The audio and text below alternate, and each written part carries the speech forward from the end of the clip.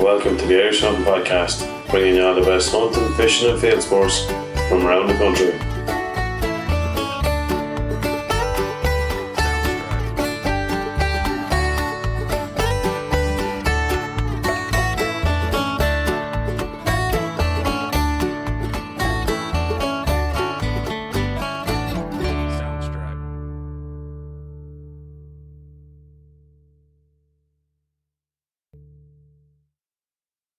Welcome back to the Irish Hunting Podcast. We're joined today with Chef Jack O'Keefe, who you know from Ireland AM TV. Welcome, Jack. Thanks a million for doing this. Thanks, lads. Absolute blast. Can't wait. Great to have you here. We'll have a drop of, what have we got? Irish... Grace O'Malley's, the Irish Pirate Queen. One for everyone in the audience. One for everyone in the audience. Cheers, lads. Sláinte, guys. Sláinte. Good luck and good health to you. Go ahead. Great stuff. Oh, you got a history already, isn't it? It's nice, isn't it? That's lovely. It's a little bit, I find it a little bit sweet. It is sweet, yeah. Something like a hint of rum or something off that, isn't it? Is it a rum cask as well, is it? I don't know. It's a blended whiskey brand. And yeah. But that's what I get off it anyway. It's nice. As the granny would say, there's a taste of more after that. Yeah, exactly. yeah. As I found out last night, I had a couple of... Did you, right? Is that a new bottle last night, was it? Oh, lad, you need to have a chat with yourself. Yeah. Jack, welcome along anyway. We're here to talk all things cooking. We're going to delve into some of your unbelievable experience. We're after really running out of stuff to talk about here. Yeah. Give us a bit of a background on yourself. So I suppose I'm a chef. That's it. That's me. Good start. I don't have a life. I do cooking all the time. I'm not going to stay in the steel box 8 hours a week now. I've been into food my whole life. Just love it. Love everything about it. Grew up kind of in a meaty based family. Mum's a butcher. Was a butcher. She didn't. As she always says, she didn't. Since the day you were born, I didn't pick up a knife in anger. But I tell you, some moment to break down a deer. Are you serious? Yeah. I was breaking down a deer one day out the back. Dad put up a bit of a scaffolding. A friend of mine shot a deer. I refused to eat turkey. Can't stand it. Not a native animal to Ireland. I'm not eating it. Right. So bit of fuck. He put up a bit of scaffolding for me. We hung the deer, stripped it. And I was bowing and rolling the shoulders and the haunches, and she came out, "You're doing it wrong." I'm 30, like, and she had to pick up at the time. I think I was about 27 or 26. Yeah, so I was 26 years since she actually picked up a knife. Yes, yeah. So she just straight away, bang, boom, done. No hassle whatsoever. Like, well, damn it, anyway. All my years, but yeah, look, chef. I started chef when I was about 14 or 15. A local hotel to me, and never left. Was supposed to become a history teacher. Are you serious? Yeah, but we're all lucky it chose the other option. Yeah, honest to God, yeah. What got you into it? Apart from, I suppose you would have grew up around meat and stuff. I think we spoke about your big Hugh Fernley fan. I think that's massive River Cottage fan. Love it. Like I remember when the first River Cottage came out, would have been what, 97, 98? Yeah. I was born in 93. Okay. I was a child. Yeah. I remember watching that religiously. I think it used to come out, was it every Sunday evening on Channel 4 or ITV? Can't remember. Yeah. Self and the Mother. Yeah. We watched it the whole way through. I used to get all the books for Christmas and everything, and I'd study it. And even as a child, at like 8 or 9 years old, most children are out playing with their Lego. Yes. I was obsessing over Hugh Farnham and stuff. That's something that's at that age now. I have a funny story about Hugh, right? Yeah. I idolise him. I met him once. Taste Dublin. I was in a demo on the main stage Taste Dublin about 6 or 7 years ago. And he was on about 2 hours before me. And I was coming into the back to make sure that they had all my ingredients set up right. Because the Taste Dublin, all you have to do is get up on stage, make a lot of jokes and cook class food. They set everything up for you. You give them the recipe and they do it for you. And he was coming off stage, and the lady who runs the show pretty much was like, "You're a massive Hugh fan, aren't you? He's here." And I goes, "I know he's here. I'm here 2 hours early." Walked in. She goes, "Hugh, this is Jack O'Keefe. He's a big fan of yours." Jack, Hugh. Not a word came out of my voice. I was like a 15-year-old eating Harry Styles. Yeah. That's deadly. Pale, the whole lot. And as he went, "Good luck, see ya," and walked off. I was your moment. Damn it! I missed my chance. That's so many things I wanted to say. Everything went through my head. I was like, I want to work for you. I'm moving. I'm immigrating now. I'm coming off the Cornwall. Be ready. I want your babies. I don't know. I just panicked. And he got high. Gone. Never again. No way. Here's my chance. That is fucking real. So that's class. I always thought I was a smooth operator. Yeah. There you go. Yeah. Never meet your idol. See me at 3 o'clock inside in coppers. No. Cue. Bang. Gone. Yeah, that's mad, son. It's holy fuck. Yeah, he's phenomenal. I think the what I liked about him, I think you're the same, is that the using the stuff that's local, in season. It's very simple flavors. I think a lot of his recipes, I know from me trying to follow them, very simple. Yeah. It's easy to follow and nutritious and. Well, I have to make a confession here. I have my first River Cottage book. I got it off my mad this Christmas, so There you go. it's new to me now. So, It's a great ethos of food. Like if someone is getting into food, like not just learning how to cook. Let's say they already kind of have basics. yeah. But they're starting to become what we would refer to as a foodie. You know, someone who's interested in food. Starting to look at it as a hobby. And at the weekends, they're starting to plan what they're going to do at the weekend. Yeah. River Cottage is a great way to go because it's not just, I suppose it's not just recipes. You can get recipes anywhere now. Like Google has killed the cookbook industry, but Yes. a River Cottage book is a stunning thing. There's a story in it. There's a story I was going But to he's say. also, it's the ethos to follow around meat. Joe, if you're going to eat meat, eat good meat. Good meat, You know? yeah. Like, Hugh is vegetarian most of the week. Wow. Like, All right. he'll only eat when he has good meat there. Yeah, Like, yes. the way our grandparents, our great-grandparents were. Yeah, true. Yeah, very true. My nana is 84, 85. And my grandfather's the same age. And like, grandfather grew up in West Cork. And my nana, on my mum's side, grew up in Limerick. And they both are the same age. They both have a similar ethos when it comes to meat. They're like, we'd be eating spuds and cabbage most of the week. Yeah. With little bits of bacon just to give it flavour. Yes. And at the weekend you'd have your treat, your meat. And the River Cottage is the same, where everything is coming from your land and around you. Yep. But even like look, most modern Irish humans who commute into Dublin now or whatever don't have time to have a small holding. That's true. But at least Yeah. you have farmers markets out there. Yeah. You have that new online farmers market, the neighbourhood food, Okay. which deliver farmers market food to your front door. And that's a child of COVID. Genius business. Yes, absolutely. So you can get these delivery boxes of all these different local producers within a 10-kilometre radius of your house. What's that doing for your body, your health, your mind, everything? Absolutely, So River Cottage is phenomenal, and just the way he teaches stuff, even like, because he's not a chef by trade, he's a journalist. That's right, yeah. Do you know? So he was a journalist that gave up on his busy life in London and moved down to Cornwall. Okay, right, fair enough, right? So like, he's learning the whole time, and it's one of the things like Channel 4 have the entire thing on their player. Yes. So pop onto their player and just watch it. And like, it goes all the way back to 1998 when he got the keys to the little cottage on the Gentry estate and started.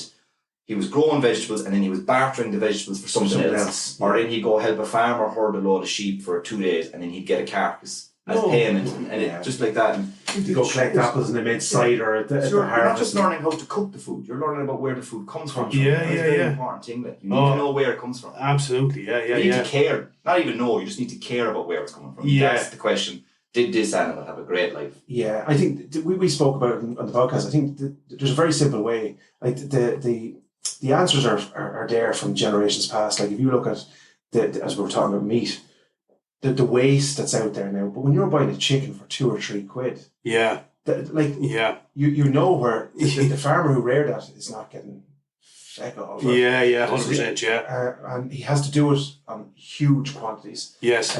With piss poor food. Absolutely. So if you're willing to eat that, you know, and look, we all do it. I'm not saying, but I think if we change that and maybe put a little bit more emphasis, give the farmer an extra few quid for doing it right.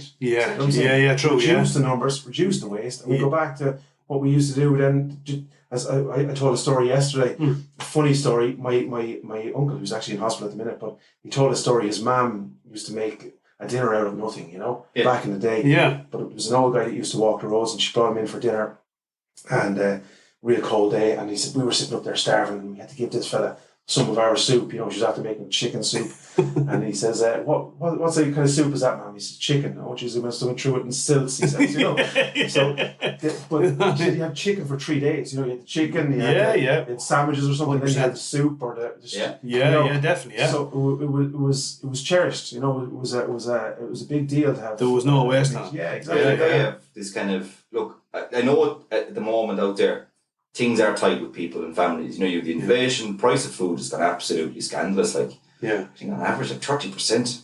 Do you know, if you're around your average inflation mark on most ingredients now. Yeah. But you should not be able. Before I say, supermarkets are great in some sense, right? They've brought affordable food to everybody.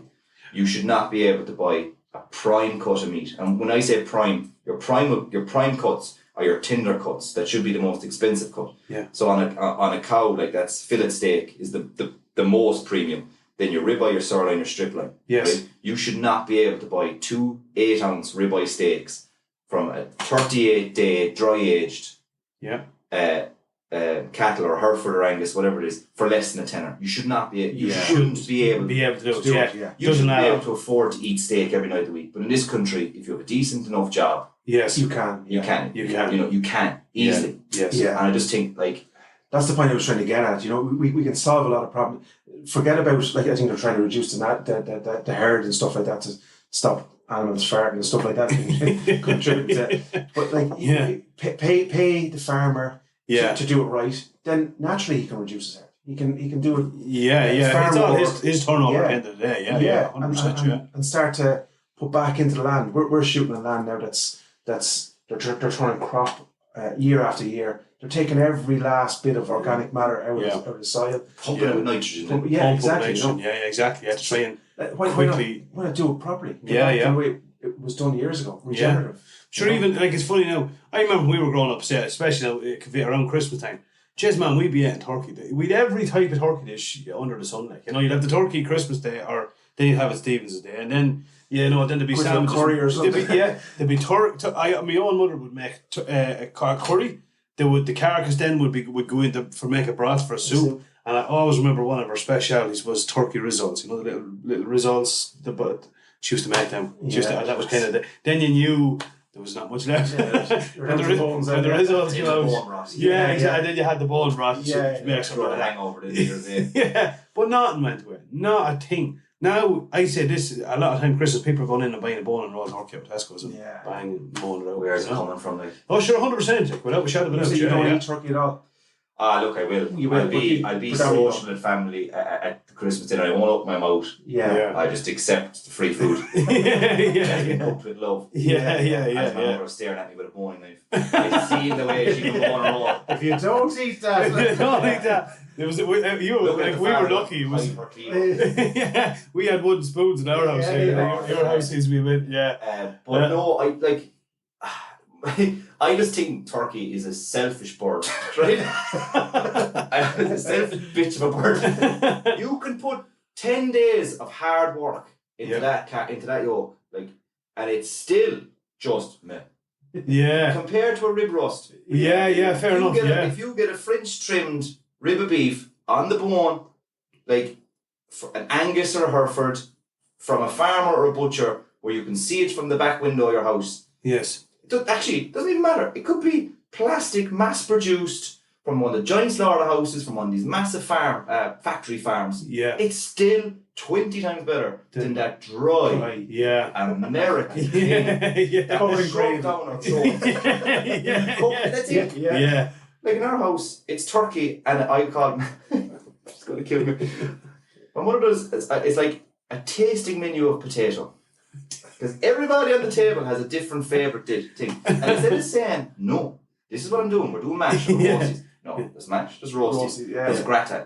Then she does a cheesy gratin without cream, just cheese. There could be fondants, there could be boiled baby potatoes. It's just a list. Like, and then this bloody turkey. I love ham. Ham's class. Smoked ham, cooked in cider. I always cook mine in cider and then honey glaze it. Absolutely. It's unreal. And then that white... Dry. And you're not mad about the turkey. You would be a big turkey fan. And there goes any brand endorsement from any turkey fan. I don't want it. But it's funny. I think I was telling you this story. My own parents decided here a couple of years ago they bought 2 bronze turkeys. Back I don't know early in the year. Had a pen made for them. Done everything by the book. And fairness to them, they did. These turkeys got all organic food. They fucking got like the first they had to build a pen, right? So then they put them in all the best of food, like really looked into it, reared them. A couple of weeks before slaughter, then introduced a load of berries and different, big cuts of apples and stuff, trying to get a bit of, I suppose, moisture into the meat and trying to see if we could get a sweetness out of it. Man, then they had to pay a fella to butcher them. I swear to God, like the turkeys didn't stop at about, I'd say, €300 a piece. And they were rotten. They were absolutely, there's no point in saying, that is the truth. They were rotten. Yeah. Through no fault of their own, they were just fucking rotten. Yeah. It's a hit and miss bird. Like, now, I would love to go away on like a week's hunting trip in the States and go hunting wild turkeys. Yeah. Because you can imagine what they're eating. And I bet you there's fat on their bones. Yeah. Yes. You know, and I bet you might be something in them. And they're leaner. Not leaner, but they're not as in leaner as in fat content, but I mean, they're a more trim bird. They're a smaller bird. They're not these massive balloons. Yeah. Dinosaurs of yolks. Yes. Yeah. Turkeys there in some farms and they'd be the size of a sheep. Oh, sure, unbelievable. Yeah. You'd walk in and usually you're used to birds running away from you. These turkeys are squaring off with you. Don't you look at me? What's the face off you? You know? That was the book, Did you hunt, Jack? I used to. I've got back into it since I moved up here. Good man. Because I got in with Mr. Bisto. Bisto, our mutual. Come on, Bisto. Yeah. So Bisto brought me out. So he gave me that. Look, my missus will tell you this. Every single October, you'll be sitting there after a few glasses of whiskey or wine in the night, and I start. Do you know usually the manly thing is Auto Trader or Dundee? Yes. And you're just daydreaming about a BMW X5 or something, right? Yeah. Which is I import this now from the UK. October with me, it's guns and licenses. Good man. Yeah. I grew up. My grandfather is an avid shooter. Is he, right? Yeah, he immigrated to the States in the 1950s. Right. Did his trade over there as a plasterer. And then set up his own construction company in the States. Typical Irish, obviously. Yes, so, this book has been ready. Had the father and all his brothers, and then don't ask. Well, I've asked him why. He moved back to North County Cork, right? My father showed me the house they were in. Like, no, he met my grandmother is from Mill Street. Grandfather's from Bantier, both small towns in West Cork. Mm-hmm. They both immigrated separately. Kind of knew each other from going to the markets and stuff like that. Yes. But they randomly bumped into each other in San Francisco in the late 50s. Wow. Came back home, married, went back out, settled down in Buffalo, New York, just below Niagara Falls. Yes. Grandfather was involved in construction projects in and around Niagara Falls, Buffalo area. And then they bought a house in your typical Disney Channel suburban upper state New York. Like Lizzie McGuire, That's So Raven. You know, the classic stuff you grew up in the 90s watching on TV. Yes. Home Alone. No way. That street. No way. With the wooden house, the red front door, swimming pool out the back, woodland out the back of the house. Yes. You know, the whole lot. Yeah. Hot running water. Never heard of. They had cars, because the oldest uncle of mine was 16. He had a car. They used to go to the cinema, to the candy shop, to the arcade.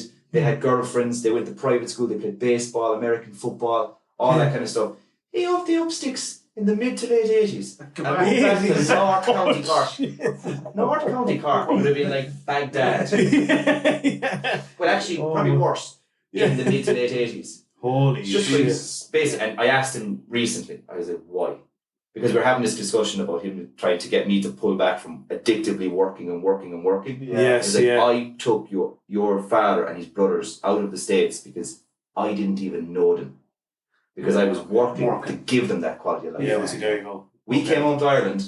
He goes, I sold everything up. Had a few, Bob. We never had this stress ever again. Yeah, 100%. Yeah, well, that's I goes, how much of that is left? And just go back to that few, Bob. So he was, he introduced me to shooting, I'd say, when I was about 5.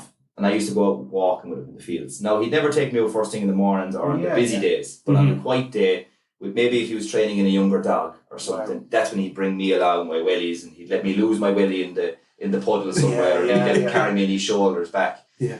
And I grew up with him every Sunday morning religiously. So the winter was every morning of the weekend I was out with the grandfather. I'd come back to the house, have breakfast, then go out to your rugby match, whatever you had to do as a child, your soccer. And in the summer I was golfing with the father. Oh, but yes, right. So I had the mix of everything, but teaching me how to shoot. He had an old school side-by-side 12-gauge shotgun that he brought back from the States. Yeah. An absolute animal of it. Yeah, break your shoulder. Open a gate. You know the old shoe trigger ones. You had your index on the front figure and your middle finger on the rear. Oh, it was class. Teaching me, but he taught me ethics when it came to hunting. Like he, to this day, and I had this conversation with Bisto when we were out hunting. Yeah. That he would never, ever, ever shoot a hen.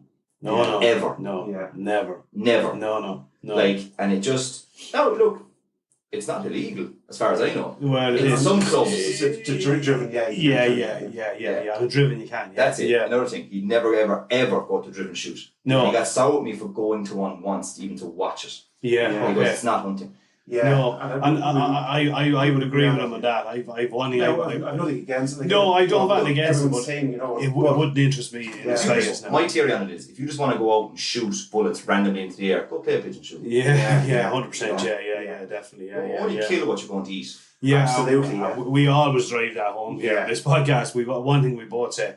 I don't see the fucking sense. Like, right, we do a bit of predator, we do shoot foxes, but that's to conserve the birds and the wildlife that is there. You know, it's I suppose a necessary. Exactly. Yeah. It's just part of it. But yes, that's how I got into hunting. And then when I turned 16, I actually found this book because I said I'd flick through it. I went down home over Christmas and I found an old hunting book, education hunting book about the rules, how to cross a ditch with a shotgun, to break it, put the safety on, all that kind of stuff. How to train your dogs. Different breeds of dogs for different game, all that kind of stuff that he gave me when I was about 13 or 14 to get me ready for applying for my license. Yeah. Okay. And I brought it with me, and it's in the boot of my car right now. No. It's a sentimental thing I was just reading. Yes. I was like, oh my God, this all brings back memories. So he took me gun shopping to get it all done, the whole lot. And then I was about 16, met a girl who was a musician and into music. All of a sudden, Jack had to be musical. Jack took the money that he was supposed to buy the shotgun with and bought a bloody bass guitar. The bass guitar is still sitting there. That's no shotgun. But anyway, every October I go shopping again. Do you? Yeah. And now that I went back out, I have the hunger for it so you much. see, well, because you met two good lads here. We're pointing in the right direction, Jack, without doubt. I just love it. Because, look, as I said, if you're going to eat meat, you're going to eat it right. And there's no better feeling than we always throw this term farm to fork. Yeah. These chefs in restaurants in Dublin, what do you know about farm to fork? You're told it's from this farm. You go out and hunt it, your meat, you track it. Especially if it's deer, right? Yeah. And you track it. You spend 3 days tracking a stag. And you put blood, sweat and tears into that meat. Yeah. What is it going to be like to eat? Oh, 100%. It must be beautiful. There is no better feeling. We've said this. There's no better feeling than bringing. I don't know whether it's an ingrained thing from generations ago where you're bringing home. And I'm not playing the masculine thing or whatever, but if you're coming home with a couple of birds on your shoulder, and you're going to be feeding your family. Yeah, you know what I'm saying? 100%. There is no better feeling that you're sitting down at that meal. Without know where it came from. It's from start to finish. If you take it into right from start to finish, the first thing you do, you're getting out and you're walking out across the fields. Right, it's a win straight away. It's healthy for your body, and it's fantastic for your mind. It's absolutely brilliant for your mind. Then you're going out and then with a bit of luck, you get your pheasants or your bird or snipe or whatever you're out shooting. And like you said, you get it home. And there's no better feeling than sitting down with the wife and the kids and the roast is there and, there's a story behind it, Is there something primal about it? That's what I'm saying. In our evolution as a human, like, is there something primal in it that it triggers something? Like, the way they say, like, we evolved from craving 3 things, What was it? Sleep, food, and sex. Yeah. Bringing back the food to the table. It's almost like a throwback to your ancestors. Yeah, honestly, there's something definitely something in that. Even we used to be younger, like going hunting and walking home with a handful of rabbits. There was something about even walking along the road, you know what I mean? And you had these, and like there was just something about it, like I was able to get them. Yeah. It was just something about it. I bring her out of all my lads. Now my eldest fella, he's 19, but he can. He can break down a rabbit, or he can, shot a couple of snipe and bits and pieces, But and I believed that when it was almost my duty to give him that skill. You know what I'm saying? Yeah, to pass it down. Yeah, 100%. If it ever needed, he could go out and hunt his own quarry. Himself, But I know that's probably never going to be required. Yeah, but it's good. It's something that was nice to be passed on. 100%. Yeah, definitely. It's something I'll definitely be passing on. Yeah, I'm adamant about it that, like, I eat quite vegetarian because I said my missus is vegan, so just to make my life easier for the both of us cooking dinners, it's just easier. Yeah. You cook your thing and I'll eat it. Yes. Sometimes I'll take what she cooks and I'll add to it. Yeah. Because I'm bigger. Yeah. Like, you know. Yeah. But with the kids, like it'll be that case. It'll be like you have. Like it's grand if you're going visiting friends and they're having dinner. If you're going out for dinner, whatever, grand. Yeah. At home with mommy and daddy. Yeah. The food is from a certain source. Yeah. And this is it. Yeah. Because I'm all about that. Just as you said, get out and go for a walk. 100%.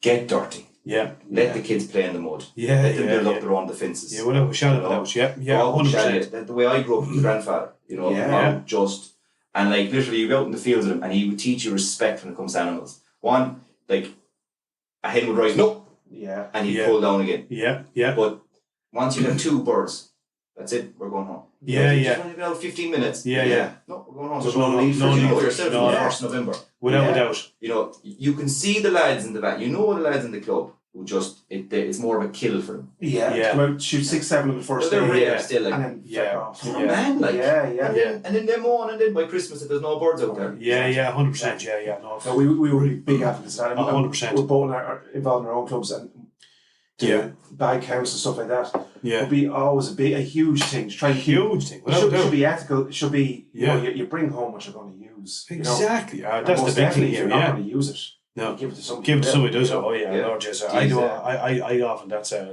little bane of my. I hate when you go up and you see somebody like shooting, like that 8 and 9 pheasants, and then what did you do with them?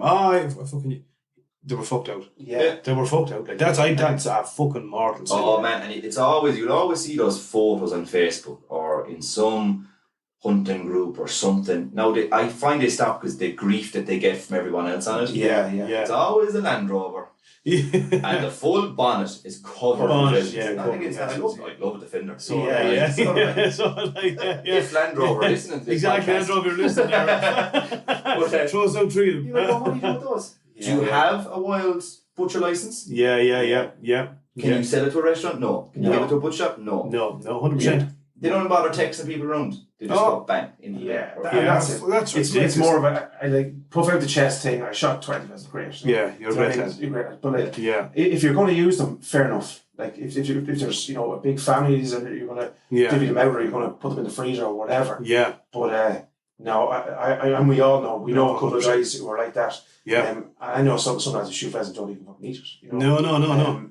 It's like a it's like someone says to me before, sorry, I'm going deer hunting. I'm going to fucking get my license, get me going, boom, all that. What's the first thing I should get? A freezer.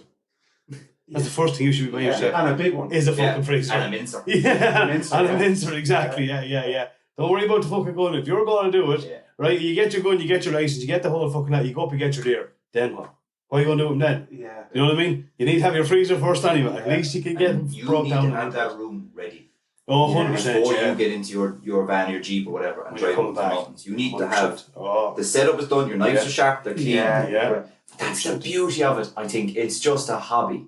Like for me, I need for myself, for my own kind of, I suppose, mental well-being and just as a hobby, I need to fully control the process. I already have the butchery side of it boxed off. I have the equipment. I have the mincing attachments. I have all that kind of stuff. Right? Yes. The small little vac packer makes like brilliant stuff, you know? Yeah. And I love the process. For me, I just need to close it off by being the person who pulls the trigger as well. Yes, and then I have the full 100% full supply chain. Then I come home, it's like the radio or the Alexa's on, some nice music. The bottle of red comes out. Now, I wouldn't recommend anyone going through a bottle of wine or whiskey or whatever or beer and having sharp knives in hand. But look, I'm a professional. I'm a chef. I do my best work covered. You know, it's part of our training. You get more artistic when you're halfway through the bottle. What about me, Garrett? I watch later. But no, like it's just the process of it is just class. But yeah, and I think it's guys like that is the reason I can't post game recipes on my social media channels. I used to have management. Like now we parted ways during COVID, but I used to have to send them the post before I put it up or any video or whatever. No, don't put anything about that. No. Look at your audience. Your audience is a certain age group, Dublin. They will freak out. The woke generation will have me removed from social media. Yeah. Because like it's fine for you to post because your followers, you're not seen by these people. The algorithm will feed you to them, but my algorithm will feed me to them. Yes, 100%. And look at Rachel Allen a few years ago on that cover photo on the Irish Examiner of her with a brace of pheasants. Yeah. They shot in their own bloody estate, their own pheasants. Yeah. She didn't shoot them. She was just in her barber, the whole lot of hunter wellies and her brace of pheasants. Yeah. Oh my God. Was there murder about that? Carnage. You see that misfortunes. Really, like she just got attacked. That need to go back, watch. I think Hugh Fernie did the thing where I think he brought people from the towns. Remember, I think. And he showed I remember that. They kill chickens and stuff, And he I think the line was, if you're going to eat the meat, it's your duty to know that the animals you're eating has had the best life that is possible. Yeah, 100%. Yeah, and I think that's for somebody. I just find it phenomenal for somebody to give out about somebody that hunts and shoots a pheasant. That's been wild and. What's the best way an animal can live? Yeah, 100%. That is, and it's funny that you brought that up. If me and you were to sit down here and say, why did we start this podcast? And we both said, it seems now like one of our biggest passions in life has to be, and you said it very well, almost driven underground. Yeah. We're not allowed to talk about it. No, don't be posting pictures you know what I mean? You do it, don't tell anyone about it, which is wrong. This is how I live my life. Yeah. I never push it on anyone's face. Yeah. I'm not about that at all. If you're a vegan, that 100% you do you. I will never fucking try and ram it down your neck that you should be eating meat or this is the way but this is how I conduct my life. This is how I rear my kids. Yeah. And that's just the way I am. But I think it's wrong that, like your story there, that you're saying, oh just don't post that. And it's sad that is the way it is. Yeah. It is that is the way it is. Because we're losing like people like you're coming on the podcast, but how many people, young chefs, young aspiring chefs who know the benefit of game meat and wild meat and organic meat can't will hold back. Can't express that. Can't bring that meat. Like we can go down. There's wild game meats. I think in Clay you can buy this meat. Absolutely. So people, it's accessible for everyone. Not for just everyone. No, 100%. I think venison on the shelf there last week. They did too. But a lot of people are, oh geez, because there's nobody there to show them how to cook this meat. There's no ambassador. Yeah. And it's something that like someone needs to just grow a pair of balls and do it. And challenge them. Yeah. Challenge them. But you can start to see in other topics, like away from hunting, that kind of overly woke generations getting challenged. Yeah. Whereas remember there the last 10 years it's been like, let's cancel that movie. Let's remove that artist from Spotify. Let's change the lyrics to what's that song? Fairy Tale New York. Yeah. I only heard that for the first time going home in the car, the new lyric change. I didn't even hear it. I'm, as you can imagine, I'm not very opinionated. Wouldn't be like it. Being a chef and being from Cork. It's like, never mind petrol on fire. It's different. I'm more of a nuclear bomb waiting to go off. It's your own country down there. Never mind exactly. So who's right even? What's his opinion? But the missus said, I'd say her eardrums were off her by the time we got home. I think we were passing Cashel when the song came on. And like Cashel to Mitchelstown is nothing. So half an hour. It was a one solid rant. The song was gone like. I didn't even. They need to be on 100 quarter. I showed him. It's mad, isn't it? Like it is. I didn't even know that was a thing. I genuinely didn't even know to change that. I knew they were talking about it. Yeah, but I didn't even know. Did they? I can't get over it. For the love, it's crazy. It is. It's crazy. But that's it. If someone just needs to be like. Bring back the posts. You could be the fucking ambassador. Have another whiskey there, you post like. I was out desperate stuff again, me talking. Exactly. I was out we were out hawk hunting. Oh, with Bisto? With Bisto, yeah. That was an experience, right? Very good, I got lovely pictures of Bisto with the hawk and the pheasant. I also got a video of the hawk. Because towards the end, he wanted to reward the hawk for a good day of hunting by feeding it one of the pheasants. Mm-hmm. So he let the hawk pick at one of the pheasants that he just killed himself. Yes. That hawk has put the effort in to get that pheasant. He deserved to have a munch off it. And I videoed it. And like I was sending on WhatsApp to a few of my mates who are into hunting and stuff. And I sent it to them and I said, do not share this. Yeah. Because if you go to someone else, oh Jackson, it's all it's in the mirror. No, 100% you're in trouble. That's sad, like a bird doing what it's naturally supposed to do. 100%. And there's somebody going to be out there, so in some way saying that you've done something or encouraged something wrong. Like, Yeah, what yeah. do you feed the hog? Cornflakes. Do you know what I'm saying? Yeah, exactly. Like, it's yeah. mad. It's It mad. is 100%. If It's they go gone. in for their posh little poodle and they go into a supermarket and they buy this food, and if you turn around, have you ever read the back of dog food? What it says? Oh man. Animal derivatives. Yeah. What the hell does that mean? Yeah. You know what I mean? Yeah. And what animals? Yes. Yeah. 100%. And then you see these people post on Instagram in their Leopardstown on Christmas Day, and they're perfectly okay with the horse getting shot. Yeah. Right? Their little spot is eating that horse who just got shot. Yeah. 100%. Yeah. But yet, Yeah. you were afraid to have something wild. And the thing we touched on this before we were on about the thing that really fucking annoys me. If you're like, if you're a vegan or vegetarian, right, and then you said no, I think that's cruel. I don't agree with this and that. No, 100% fair play to you. That's your opinion, right? But if you're coming on here and you're going down Tesco and you're buying fucking your rashers and sausages and pudding and every other week and going to McDonald's, that's and worse. then trying to say, oh, that's cruel what you're doing. I said, you having a fucking idea what you're talking about. There used to be a great show on the BBC. What was it called? Kill It, Cook It, Eat It. Look it up online. Right. Find an episode of it, right? Yeah. To the listeners, do it.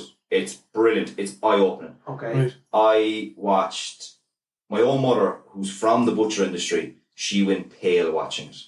No. So there's loads of episodes, and each episode covers a different animal. And what they did was they built a slaughterhouse studio. Okay.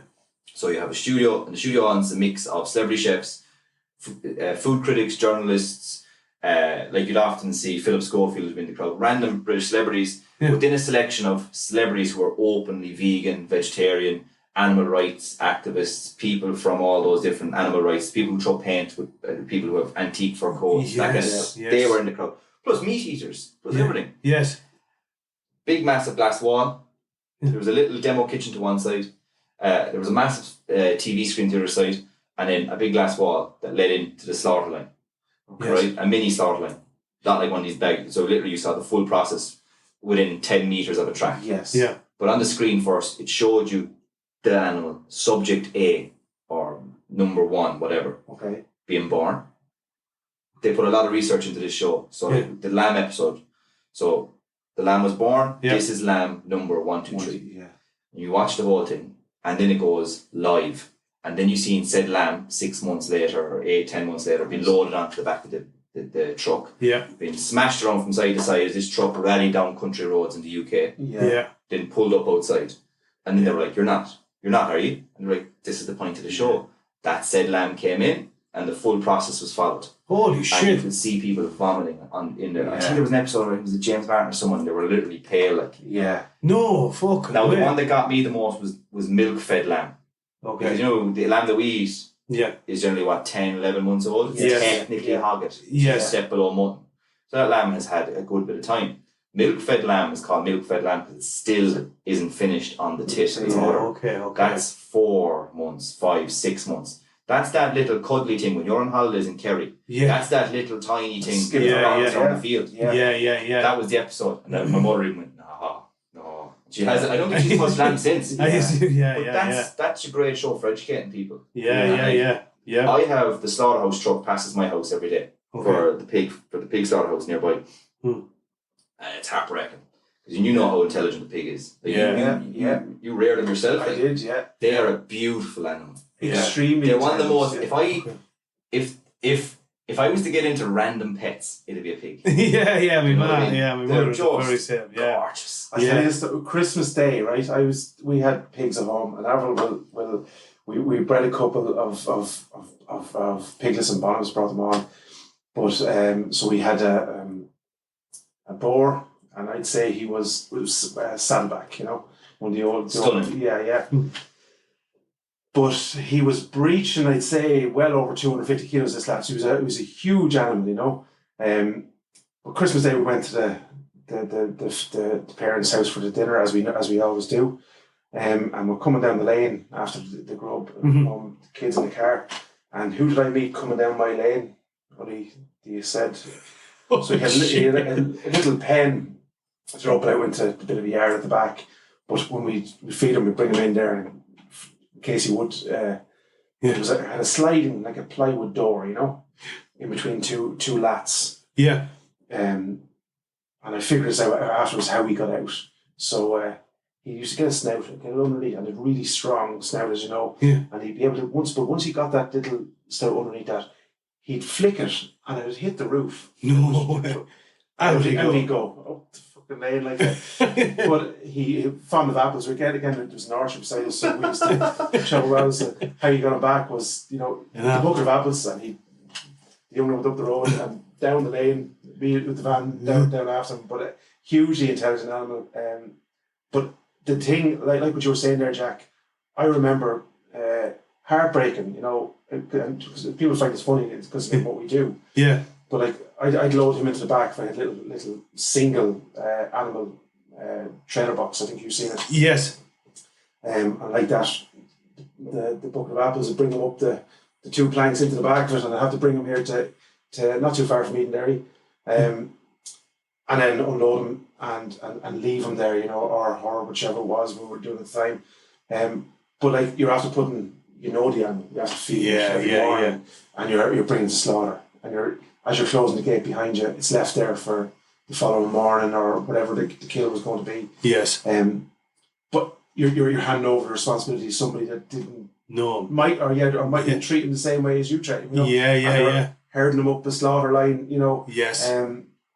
So that part of it, if I'd be lying to say that didn't affect me. You know what I mean? Yeah, of course. But on the other side of it, I still go back to what was said on the same show. If I'm going to feed my kids with meat and stuff like that, it's my duty or my responsibility to give them the best quality I can get them. You can get them, Do they eat chicken nuggets and all that kind of stuff? Absolutely, they do. Yeah. But predominantly, our diet is made up with homemade sauces and stocks and soups and meats. That's sourced by me or my wife. And my kids now. Yep. So that, I think that's where you have to keep going back to. Yeah. I'm not going to live without meat. I'm not going to. So if I'm going to do that, then get the best quality you can. Exactly. Yeah, absolutely, 100%. Yeah. Those moments are heartbreaking. Yeah. Especially people saying there, if you're I love pork. Pork's delicious. Mm-hmm. However, you have to put yourself through those uncomfortable situations to be willing to do it. Yeah. You have to make those things. You see these people giving out just go shooting or whatever, but yet they're eating the cheap rashers from a supermarket. Yeah. These pigs don't get a full quality of life. No. This is an animal that's 10 times more intelligent than anything. Yeah. It's one of them, of the animals that we eat, it is probably the most intelligent. Yeah. And they're pinned to a concrete floor because they're pumped up with so much high protein food and creatine or whatever else. Yeah. They're huge that they physically can't stand up because their bones will shatter. Because they'll have the weight of a 3-year-old pig, except they're only 6 months old when they're going to slaughter. And they are chained to a sterile concrete floor. Yeah. They're pumped with food. And you think, when people are like, oh, that's only America. Nah, sunshine. No. You go to a big... No, I'm not saying all pig farms like that. There's some brilliant ones out there. I don't want to tarnish everybody. So you do have the 2 or 3 big ones. Yeah. That pump in. It's mostly like it is coming from Denmark and the Netherlands and Germany, where they have massive piggeries over there. They are pig, not farms, they're factories. They shipped across. But to us for cheap bacon, which they still managed to put an Irish stamp on because it was processed in Ireland. All these years, But look, and then you have the audacity that, but when you see that slaughterhouse truck go by your house and you see all their little pale noses sticking out through the wires at the back of the Arctic, and there must be 200 to 300 of them on it. And you can smell it. When it goes past down the road, as I go to T-Junction, 10 minutes, I can still get it for 5 minutes. You get that bad, dirty leather smell. And that's the thing, that's what we're willing to accept. That's what I'm saying. It's ironic because you said the people that are eating that, because it's in a packet and you're taking it off a shelf, and they're desensitized from where 100%. We need to probably resensitize, isn't it? Just the poor pheasant or the little rab. That's just cruel, Do you know what I mean? They had a phenomenal life. Phenomenal fucking life. He didn't even know. He didn't even know. Exactly. He didn't even know he was dead. Do you know what I mean? And he lived longer than fucking probably that you're eating. He was actually on this planet for a lot longer than we even touched on it. I won't go too into detail, but we even touched on it. What are most deer in Ireland dying of? Starvation. Most deer here, because they live that long, their teeth wear and they can't actually feed themselves. Stay with us. We'll be right back. Welcome to Untethered and Wanderwise, where adventure has no age limit.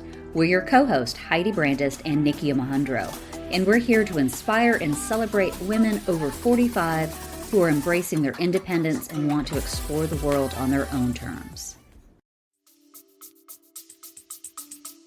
There's no Natural Predator anymore. No, there's no Natural Predator. I've gone down this rabbit hole the last few months of, I can't remember the name of the YouTube channel, but he's an English kind of journalist YouTuber that's, I think he's a horticulturist or something like that as well, or an environmentalist, but he's all about rewilding. Oh, yeah. And he's worked with a few projects in the UK. I think they recently released Buffalo. European buffalo. Buffalo, yeah. Two were from Cork. You were there, really serious, yeah. Photo wildlife. Wow. Wow. Room from That's right, actually, that is right. That is right. I was There were a few listening. European bison going around. Yes. They're behind That's the Starry Boy. Yeah, exactly. Moo. Honest to fuck, yeah. I think that's one of the things. I think that the problem we have here with rewild is we're too small. Like we don't have enough forestry and stuff, and you don't have. Geez, I can just imagine the wolf that's just been released or the lynx a couple of weeks ago. The wild deer mightn't be the quarry of choice. You know? No, they'll go for the little sheep there in the paddock. Can't get away. That is the problem. And we were saying as well. There was it was on one of the radio stations, wasn't it? And this fella came on, and of course not educated like about that. He says, "Oh, sure, look at them in Germany. You know, they reintroduced the wolf in Germany. Massive success. The Bavarian forestry is the biggest forest in the world. It's 243 square And they kilometers. have no sheep farmers. Yeah, exactly. And he can roam for weeks on end, and no one will ever come around. Yeah. Exactly. But we don't have that here. You could also bring up the argument, like I'm just playing devil's advocate here with it. Yeah. Should those sheep farmers have free roam of the Wicklow Mountains? Yeah, That of course, that is the other. You know what I mean? Yeah, Like, yeah. But however, and look, I'm actually very pro, and like I come from a rural background. I'm very pro the rewilding of something. Yeah. I don't know about the lynx thing. Was it native ever to Ireland? I don't think we should release that when it was never native. Yeah. And as well as that, you can ask yourself the question: who are we to play God? As humans. But I do like the idea. Like we've all watched documentaries on Yellowstone. And the difference that the wolves have made. Absolutely. Yeah. The path of the river flowing through Yellowstone National Park in the States has changed since they reintroduced wolves. Because the deer and the elk were overgrazing the land so much, the soil was softening. So the meandering of the river changed over the last 50 to 60 years. And when they brought back in the wolves, it returned to its original path line. That's nature. You'll find that they found, was in Scotland, that types of trees that haven't been seen. You know, when you look at the Scottish Highlands, you imagine this treeless environment. Yes. Well, 1,000 years ago, it wasn't treeless. Okay. It's treeless because it's overpopulated with deers and they're eating all the saplings. So they started noticing native trees coming back. No way. Since the populations of deer have gone down. Yeah. There's definitely something to be said for. I just and we both said as well. How amazing would it be to be out there hunting, thinking, you know, you have to be a bit careful. There is wolves there. That's real hunting. That's real hunting. We would love that. I love it. Absolutely Do you ever love listen it. to the story Steve Ranella has? Oh man. He was out turkey hunting one day.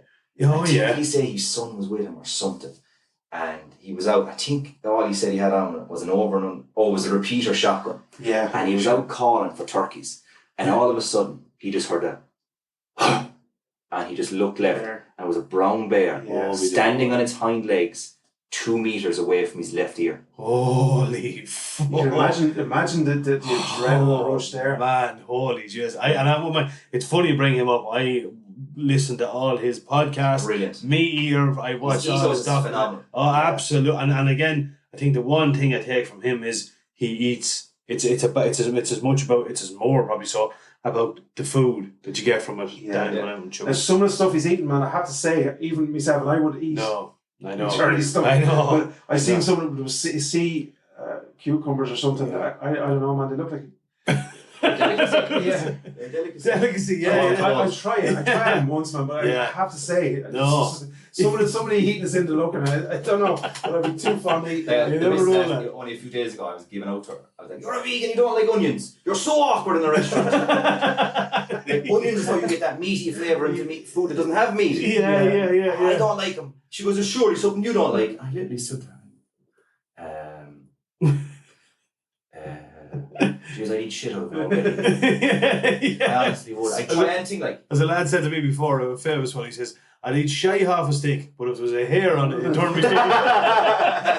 And if you had a favourite quarry of choice, what's your favourite, I'd say, game meat? Oh, venison. Venison. It is venison. Backstrap venison. Backstrap And I'm venison. very much of that generation chefs that grew up during the recession. So we went from using prime cuts of meat, like fillet and so on, to we were the generation that changed and made peasant meat seem expensive. Yeah. Put a lot of effort into taking the cuts that no one else wanted. Taking tongue. Like now, look at lamb shanks. They're Yes. scandalous. They're only $5 a shank. Yeah. Are they really? Yeah. There's only 4 of them on an animal. Yeah, like. yeah, of course, yeah. And they were dirt cheap in the mid, in like 2008, 2009, 2010. Now everybody wants lamb shank. Holy Beef shit. cheek, scandalous money now. Yeah. Are you serious? Okay, Back yeah, then it was yeah. not. It was they were butchers were giving it. They were mincing it. Minced, yeah, And selling 100%, it yeah. as cheap 85 VL, like you know. Yeah. Yes, yeah. But yeah, venison, and I know I feel guilty saying backstrap because it is a prime cut. Yeah. The backstrap on venison. So like for any like. I presume most people listen to podcasts know what a backstrap is, but like it's your strip line. Yeah, Pretty much. 100%, It's yeah. The chunk of meat running down left and right hand side is fine. Yes. From what, like the 5th or 6th rib down as far as the pelvic bone. Like, Yes, so yeah. it's just phenomenal. Yeah. I love it. And the other thing I love doing is French trimming venison rack with the backstrap still attached. So you're Okay. creating a rack of lamb. Oh, yeah. Venison. Oh, yeah, And you 100%. trim down those bones and Yeah. you roast and you get that gamey bone smell. Oh. And I would eat venison like an apple.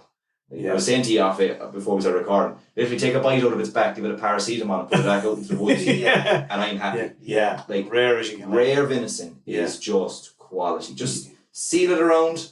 Yes. Maybe that's about it. Let it rest. Some wild mushrooms, a bit of sour cream or creme fraiche, tropical mushrooms. That's all you need. And a bit of sourdough grilled. Oh yeah. Jeez, yeah. I said that before, even with the sourdough. I think it's one of those little things that it just goes at brown bread. Yeah. I have often, I don't know if you've done, especially with Cooper, my young lad, he goes hunting with me everywhere, and he's only 6, and anything like that. He loves venison. It's his fucking favourite thing in the world. If I would say to him, dude, kids meet out at McDonald's or a couple of venison chops, he'd look at me like I do heads. Are you fucking serious? Give me the choice. Yeah. Get the venison chops on. And we'd often do that. A couple of slices of brown bread, fry a couple of chops of venison or grill them or whatever it was, and a little bit of put a little bit of the sauce over them. Big the Lord Jesus Christ. Oh, to something else. Like I love venison. Like, don't get me wrong, I absolutely adore pigeon as well. Pigeon has that it's like a beautiful red meat. It's like duck and it's less fatty, you know. That's what I find anyway. Yes. I think with pigeon, though, with me, it's more of there's certain ingredients in the food industry that when you were a young chef, it was an ingredient that you weren't allowed to touch because it was too expensive. The head chef had to touch it. So you look at it with this mystique almost. Okay. Truffles, certain types of okay. wild mushrooms, stuff that was scandalously expensive. And pigeon would have been one of them. Are you serious? Yeah. So pigeon is expensive if you're to buy it. You're not. You have to pay a guy to go out to a field and shoot them. Okay. You know, and he has massive overheads. Like, pigeon shooting isn't easy. Like you have to set up your nets. As we found out yesterday. As we found out yesterday, I know we've done it before. Any Yeah. man that does it is you have to give him serious respect. Yeah. Like I like pheasant. Pheasant is more not much a niceness to it that I find. It's more of a sentimental. It just reminds me of the grandfather. Yeah. Now Okay. I have a thing with pheasant. I don't know about you. I think I heard you talking about it last week's about aging pheasant. Yeah. Yes. I don't age pheasant. Yeah. Okay. And like I think that's the reason why most domestic audience don't like pheasant. Yeah. Once 100%. meat starts to taste like blue cheese, I'm out. Yeah. No, I love cheese. Yeah. But not my meat. But the French way of doing it is hang it until it breaks from the head. I've actually heard the story first to maggot drop. the first Yeah. maggot drops. Man. Why would you do that? Oh, not fucking hope would I do that. You don't like. If it's really cold, 2 days. 3 days. Yeah, I maybe. think 2-3 days That's max. a bit Yeah. of time. Yeah. Or I've as we've done before, shot him, breasted him, and cooked it straight away. Yeah, that's what I'm saying. Yeah, Lovely. it's close to being shot as possible. Absolutely, yeah. Like we're lovely. supposed to do below with the hawk. They want to do kind of a hawk gathering, and I said I'll come along. I'll bring the Weber with me, like the charcoal, and I'll go in. You go off hunting. Yeah.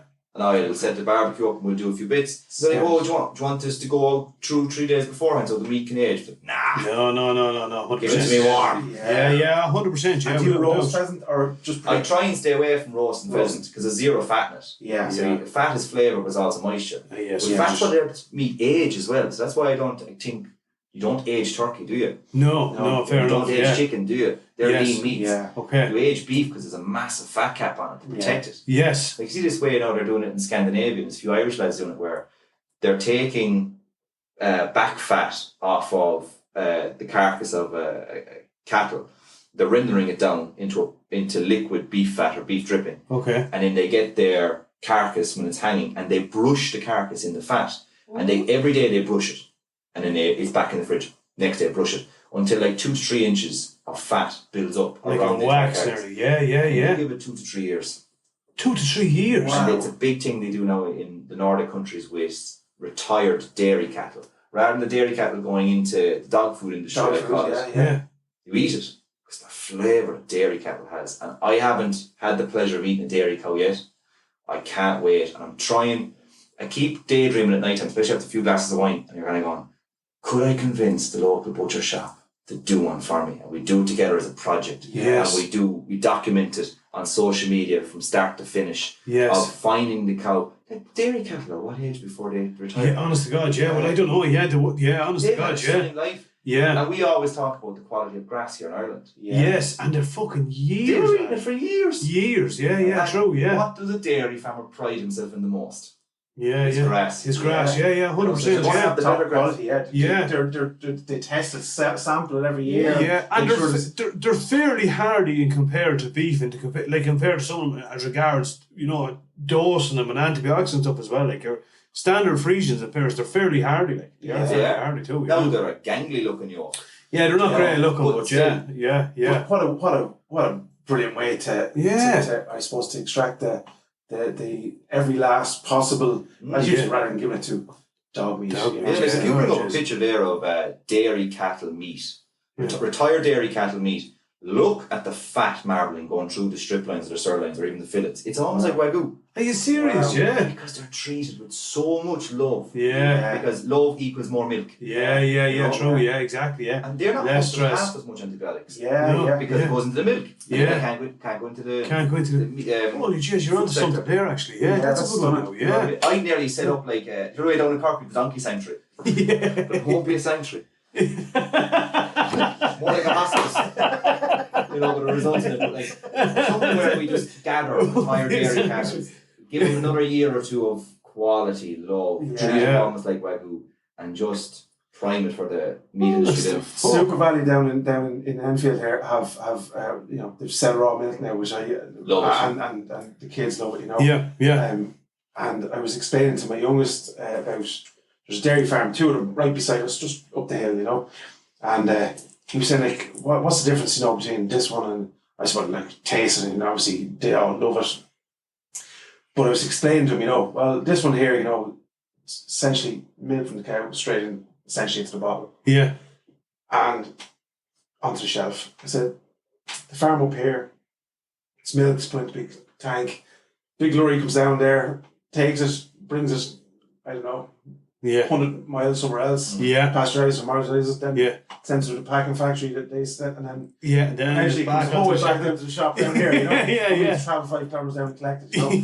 But I was often thinking, is there some way, like a milk vending machine that the farmers could put outside there? You can rock up with your... Like they do with the eggs now. That's come back is brilliant. Yeah, it's a great idea. Go up, get your 2 litres of milk. I can't remember what the actual law is. I know there's a loophole. You technically, I could be wrong. Look, if listeners text in, just let us know if I'm wrong. I probably am. They will. I'm making sweeping statements. I think the law is a farmer cannot sell directly to a supermarket. I think that's law, but a farmer can sell directly to the consumer. Okay. He has to cut out the middleman. He has to cut out the middleman. Yes. And that's how it's done. I know that down below in Bora, outside Forban, there's a dairy farm who sells glass bottle with the tin foil cap on it. I call it bog milk. Yes. Bog milk, And it's completely unpasteurized. And Yes. I think they have a vending machine. Yeah. They do, and they make ice cream as well, if I'm not mistaken. Do they? Yeah, I'm not sure if it's the same place, near town, like near kind of Loch Bura, kind of on It's the way. on the road down through the bog. Yeah, past, Blue Ball and all that, that direction. Yeah. I'm pretty sure, I can't think of the name of them now, but I'm pretty sure they're doing ice cream and stuff as well. Yeah. Oh, wow. Yeah. Brilliant. Yeah. There's something like there's something to be said about unpasteurized food. Like, it's a big trend coming into kind of like the health food scene now, and we have to kind of stay ahead of it as chefs, is this more consideration towards what's it called, your microbiome, which is the bacteria that run your body, Yes. that fight your diseases, that keep you going. There's a lot of research comes out every year. Like, I get into this stuff from listening to Joe Rogan, because he brings out some mad guests. Yes. Yeah. And I'm one of the person, as I'm listening, I'm pausing it, I'm Googling, I'm looking. Yeah. Like, you see now sourdough, that's unpasteurized. Yeah. It's a natural yeast that you make yourself in your house. It's called a starter. Yeah. It takes in the bacteria from the air around your home. Yeah. It wherever keeps you are. my mother does it. It keeps growing in size. It keeps your gut healthy. Yeah. You know, and then you have your raw milks that's coming up in fashion again. And then the big one now is kombucha. Yeah. Okay. Do you know, where you have kombucha is basically just like it's basically fermented tea. Yeah. Okay. And the fermentation gives it the sparkling effect. Because just like all living creatures, we excrete carbon dioxide, and carbon dioxide is what gives the drink fizz. Yeah. So you create a SCOBY, which is basically a natural yeast. You can call it a SCOBY or a mutter. Okay. It's the same for making vinegars. Like, I have one underneath my stairs at home that's been there for 3 years, and I feed her every 3 or 4 months. And then whenever I get the notion to make my own kombucha, I whip her out. Okay. And I peel off a few of the hard layers, because it grows almost like a lasagna, or like, do you know, like, you ever see a Volleyball case? It looks like that, only like a snot. And you just kill in a jar, warm tea, sugar, put your SCOBY in, put the lid on, leave it room temp in a dark place for about 2-3 weeks, burp it especially if it's in a glass kilner jar, burp it every 2 to 3 days, because the glass explode. And once you're happy with the fizziness of it, done. But all that bacteria that's inside it is really good for you. Do you know when you're really sick with food poisoning? Yeah. A good doctor will tell you, they won't give you an antibiotic, they'll tell you, go home and eat yogurt. Yeah. I always find, like, I remember I had a great experience with, I'm one of these people I don't take medicine unless my leg is hanging off me. But I got an awful dose of food poisoning in Morocco. Deadly dose. That was my own fault. Who eats sushi in an airport in Morocco? Who's stupid enough? I lost 2 stone a week. Holy devil. But I thought I was gone. That's like somebody seeing a fucking jackass or something. I literally go, I'm fighting this bitch myself. I'm pure like that. I'm pure like alpha male. No, you're mine. I'm making you a bitch, you disease. You're mine. I'm gonna come for your mother, your kids. Right? But I wasn't. It was beating me. Went to a doctor. I went to K-Doc in Naas, and an Indian doctor was in there. When I saw him, I was like, this kid knows. Yeah. He knows. An Irish doctor will just give him an antibiotic and say, go out the door. This fella knows the crack. He's used to dysentery. And he goes, what are you doing? And I goes, I'm just, I'm trying to eat dry toast. No. If you're going to eat toast, it's going to be sourdough toast. And if you're going to eat anything, he goes, natural, organic yogurt. That's all you do. I goes, I'm not giving you a prescription, just yogurt. Only that. Because the bacteria that's in it is good bacteria. 100%. It's a superhero bacteria. And it'll fight the bad bacteria that make you sick. Yes. But your body has that already in it. But from taking antibiotics over the years, you've killed it. And you pumped yourself with bacteria's been designed in the lab. Yeah. Yes. But by going on the kombucha road, by going on raw organic milk, wild game. Yeah. Isn't that brilliant? Yeah, 100%. Yeah, that's It's fascinating when you get into it. We have to have a sample of that. Yeah, 100%. I've heard loads about kombucha, but I've never actually tried it. And kefir is either, another one. No. You have milk kefir, which is like a fermented dairy milk. You get it in Polish shops and Eastern European supermarkets. I don't know, it's weird. It's like watery yogurt that's kind of curdled. Ooh. Yeah, there's lumps. Looks like mozzarella, does it? Aloe vera water in There's like these little lumps of jelly in it. Yeah. Bubble tea thing, I just don't get it. Why do I want lumps in my drink? Yeah. It's, and then you can get, there's now this new thing, like, you can get kefir crystals, which are little crystals of bacteria almost, and you can make your own sodas. So you can make your own Coca-Cola, you can make your own Fanta, you can make your own take on anything. Okay. Using these crystals. So it's a natural, it's like kombucha, except rather than made with tea, you can get my body, put it into water, and you can ferment it with the kefir crystals. So you're giving your body all that goodness. Wow. You'd be surprised like that, the amount of people that, like especially during COVID, brought up a lot of these pints. Like, I never got COVID. Yeah. Yeah, yeah, And why, yeah. do you know? Yeah, true. Yeah, Yeah. yeah, honest fuck. I think just listening to isn't there's kind of one common denominator thing, and I suppose why a lot of people don't go down a lot of these roads. It's time, isn't it? Yeah, it is. Do you know, we're all in a kind of a rat race now where we don't have fucking time, I suppose. You know, It's counter that, Bernie. Me and you have said this before, right? Like, there's times you come in and you don't feel like, because you're after a horrendous day, you don't feel like cooking and stuff. Yeah. But like, if you sit down and follow up, say one of your recipes, Jack, or pull one of Hugh Fernie off the thing, whatever. By the time you go and order your takeaway and go down and collect it or whatever, and get it back, and you'd have a wholesome, nutritious meal on the table. Yeah, yeah, 100%. Yeah, The thought process probably just needs to be. Yeah, you need to. Just change your way. You need to. I think it's more organisation. I find it myself. I keep myself so busy between work, social media, whatever, rugby, the gym, that kind of stuff. You come home, you're starving. Instead, you're like, just give me one of these fit food meals, microwave, and bang, whatever. I'm hungry 5 minutes later again. Yes. I always kind of try. That's why when I kind of go on TV or on my social media, or if I was ever to get an actual TV show deal or a book deal, it wouldn't be about recipes. It'd be about techniques, like you. Yeah. Whereas I find that when someone has to open a recipe and look at the ingredients, they get stressed instantly. So I'm missing something. Fuck, I was going to shop. And then they're really starting about it. Yeah. Whereas if you have a technique or something, whether it's frying, braising, breading, you know, and so on, you could do anything. You can do it like that. Yeah. You can, and if you have an understanding, you know, once you do something once, you get faster and faster and faster. Yeah. And then it becomes your recipe. And then you start expanding to it. You remove things. Like my go-to is carbonara. Yeah. Yes. I think a proper Italian carbonara, no cream. Right. You know, your pancetta or your guanciale, if you can find it. Yeah. Your egg yolks and your either parmesan or pecorino if you can get it, and whatever pasta you've knocked on. I don't care. Yeah. And it's literally, I think I've always said it, like it's the king, it's the OG of 10-minute meals. Look, I have a big jumper on here. That arm, I have the ingredients of carbonara tattooed on into the arm.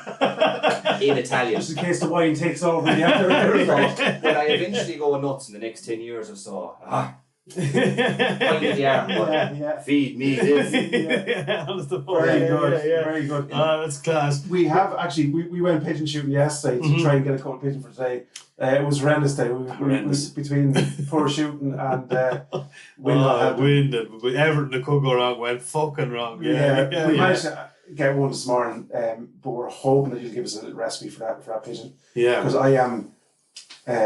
I've cooked pigeon once. Same, yeah. And I would love a really nice recipe for a pigeon, because there are abundance around here. There are abundance. They're in if we could just reach up and shoot them. Exactly. Yeah, I'm determined to get a few. Yeah. And also we've brought you in obviously some venison, as we said. Some backstrap. Some tenderloin, some chops, and some steaks. I will have gout by Friday. That was trying to tell me. And I butchered myself, so the steaks they might be up to you know what I'm saying, but so just bear with us on that. But it was shot locally. I showed you a picture actually before we come on. Yep. So it was, and my family's been fed off that for the last 3 months now. This Yeah. It was a good one. Can't get over it. Yeah, the reds are big. As you said. Yeah. All I was able to bring to the table because my venison stocks are gone. I have a couple of duck breasts down there from Loch Sheehan as well, so you might be able to do something there. With pigeon, I from my side of things as a chef, I wouldn't have never whole roasted or anything. Now you can, and it's grand. So you'd pluck it. Like with pheasant and stuff, I'd always skin. Okay. I don't know why. That's just the way the grandfather showed me. I know you get the skin on, you get crispy skin if you pluck. I just find just pull it off. Yes, it's quick and easy. I suppose because when you've been shooting pheasant, you always had an abundance of them. Yeah, and it was a quick bang. Yes, you'd never if you were shooting Saturday and Sunday, you had 4 from Saturday, 4 from Sunday. Yes, you do a production line on Sunday night then. Yes, but with pigeon, I'd pluck. If you want the whole roasted, the way we would have done it is, you would have let's say emptied out the cavity, just like you would a chicken. And we would have stuffed the cavity with herbs, aromatic herbs, like maybe fresh bay leaf, rosemary and thyme, something like that. Or whatever you're knocking around your garden, right? For that, everybody should have a bay leaf bush, sage bush, rosemary bush and thyme bush. Yeah. Okay. Forget the parsleys and all that, because they die off in the winter. Now they come back every summer. Okay. Those hard herbs Yeah. are great. Like they're beautiful. Yeah. And wood and everything, just shove them into the cavity, have them sticking out, and then tie your back legs across them. Right. Now that's a skill. Okay. You'll probably watch a YouTube video for that. Even I'd be rusty with that now. Okay. Your local butcher shops are great, especially if you buy meat from them. They'll give you the proper twine for doing it, like for free. You don't want to buy a few steaks, whatever. But they also give you the elastical, the butcher twine. It's much easier to tie up than that way. Okay. And the reason behind that, Jack, why do you tie the legs Because up? tie them across, it kind of almost acts as a seal. So that when the aromas and the essential oils are coming off the herbs, they stay in. Okay, yeah. Okay. And then there's always something stunning about cooking meat on its bone, because the bone roaster gets hot, and then that bone flavour goes up into the meat. Okay, yeah. Like years ago, we'd have always overcomplicated. We'd have got this thing called caul fat, which is, I think it's stomach lining. Yeah. And we'd have used that. You know, nowadays you have the Maggie So Juicy cook in the bag. That was the original cook in the bag. Yeah. Okay. And what we would do is we'd get what lardo, which is smoked back fat off of pigs from Italy, or you just get normal back fat, no meat on it, and you'd put maybe like a 1/2 centimetre thick layer of back fat over the breasts, and then you'd have wrapped it in caul fat. And then it would have cooked in the pig fat. That's all complicated. Yeah. I don't know what you mean by. All right, serious kicking in there. But with the with like a pigeon, if you're whole roasting it literally for home, just brush it, stuff it with the herbs, rub it in butter, and like a super hot oven. I'm talking like if you have a pizza oven, that's the best thing for it, or a barbecue. Okay. Scalding hot. Like if your oven can go to 220, 225, perfect. Middle tray, nothing else in the oven, and pigeon straight in. Straight in. With the butter brushing it, salt, pepper, herbs inside it. That's it. Straight in. Bang. Get it nice and crispy. Cover it or no cover it? Don't cover it. Okay. And only cook it to medium.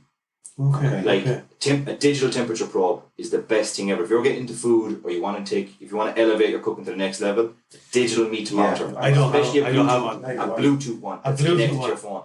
Game changer. Fuck, I need to get one of them. Look, I've seen them everywhere. They're about 120 for a good one. Get it. The amount of What's a good brand, Jack? Give us anything like anything. Anyway, Okay. do you know what? Weber themselves do a class one. Do they, right? For Okay, the barbecues, and it's designed to actually hook onto the barbecue and not melt. It's a magnet goes onto the dome and it won't melt. Okay. And there's a Weber app. You tell it what meat you're putting in, what's the weight of the meat, and how you like your meat cooked. Oh yeah. No way. And even with beef and pork butt, pork shoulder, pork whatever.